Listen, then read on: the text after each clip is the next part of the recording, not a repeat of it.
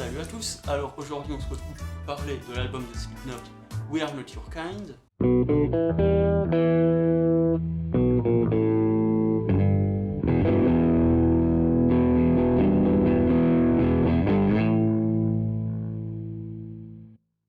Alors ça fait super plaisir de retrouver un groupe comme Slipknot 5 ans après leur dernier album qui était franchement bon. Et puis celui-là, on peut dire qu'il est tout aussi bon. Je dirais pas qu'il est tout aussi bon, mais je dirais que c'est loin d'être le pire.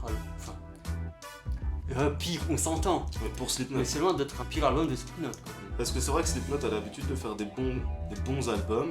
Et franchement, je pense qu'il n'y en a pas un que j'ai moyennement aimé ou pas aimé. Alors ensuite dans cet album là ils ont un truc brut des décoffrages, un son très épais et il y a peu de variations. C'est-à-dire que sur l'album précédent Grey Chapter, on avait par exemple ma musique préférée qui est Hip Hop, qui est une musique calme et vénère en même temps mais avec le calme. Alors que là on va avoir que des chansons avec des gros riffs, de la grosse batterie, de la grosse voix quasiment tout le temps. Et on va avoir des interludes pour pallier à ça en fait.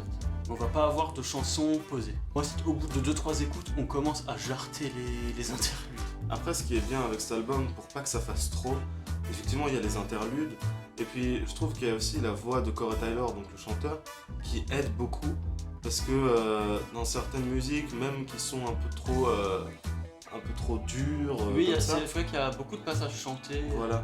Et quand il fait du chant clair, moi je trouve que ça te détend tout de suite et puis ça empêche qu'on ait une overdose de trucs trop lourds, trop denses comme tu dis. Alors si par rapport à son chant clair, je sais pas si t'as ressenti ça pareil, mais j'avais l'impression qu'il y avait des influences de Ghost qui n'étaient pas présentes chez Slipknot avant.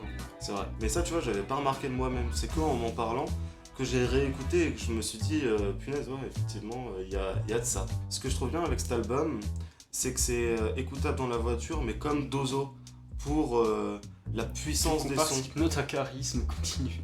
Ouais, mais pas comme Lorenzo. Lorenzo, c'est plus pour rigoler dans la voiture. Là, c'est un truc où dans la voiture, t'es Bien bien. s'en prendre quoi. bien plein dans la gueule. Voilà. Alors, est-ce que toi t'as des tracks préférés sur cet album? Alors, franchement, j'arrive pas du tout à les départager. Pour moi, c'est vraiment un album que j'écoute d'une traite et où je m'en fous que ça change de track parce que je sais très bien que la track d'après sera tout aussi bien que l'autre. Tout l'album en vrai est super et moi je l'écouterai d'une traite plus que titre par titre.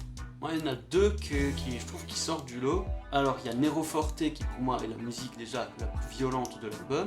Et ensuite, la plus atypique, et donc c'est Spiders avec son piano et son refrain. Dès que j'ai entendu le truc du piano, je me suis dit oh là là, là je vais passer un bon moment, dis donc. Et ça n'a pas manqué. Alors ensuite, ce qui m'a fait bizarre pour du Slipknot par contre, c'est que la basse est vachement en retrait. C'est un truc que je kiffais bien sur les autres albums, c'est qu'il y avait des fois même des solos de basse, ou alors elle était mise en avant, elle faisait un autre truc, elle faisait pas que suivre la guitare. Et là, ça le fait beaucoup moins, c'est un peu dommage. Et encore niveau instrument, il manque aussi le synthé.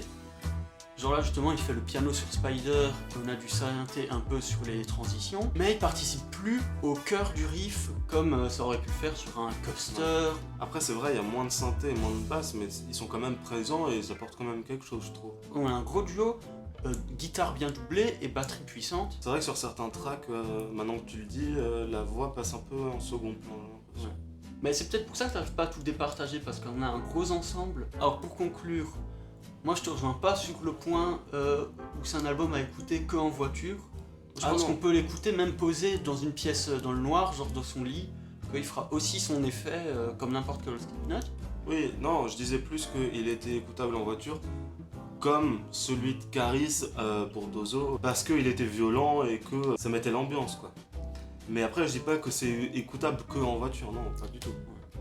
Alors franchement, à moins que vous aimiez seulement le black metal qui s'attarde à fond sur les paroles, je pense que cet album peut plaire à n'importe quel fan de métal. C'est un truc assez facile d'accès au final quand on est métalleux.